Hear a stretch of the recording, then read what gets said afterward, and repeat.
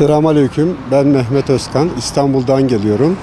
Gazze direnişi için bu Amerikan Konsolosluğu önündeki 21. gün eylemine katıldım. Bütün dostlarımızı, Gazze sevdalılarını, Filistin sevdalılarını bu eyleme davet ediyorum. Eylemi internet aracılığıyla WhatsApp grubundaki bir arkadaşımızın mesajıyla duymuştum. Önceki eylemlere katılamamıştım.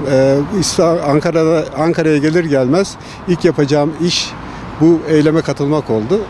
Bu direniş sürene kadar, zafer sonuçlanana kadar eylemlerimizi her türlü platformda yapmaya devam edeceğiz. Halkımızı duyarlılığını ve geceleri rahat yatamadıklarını, çocuklarını rahat sevemediklerini görüyoruz. Herkesi bu meydanlara bekliyoruz.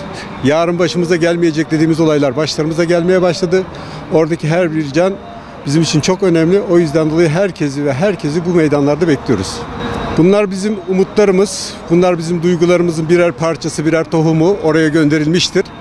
Devamı olacak olan eylemlerimizde ve katılacak olan diğer filolarımıza ve bütün yardımlarımızın başlangıç noktası olduğunu biliyoruz. Ve bunun da muvaffakiyetini diliyoruz ve arkadaşlarımıza Rabbimin yardımcı olmasını diliyoruz.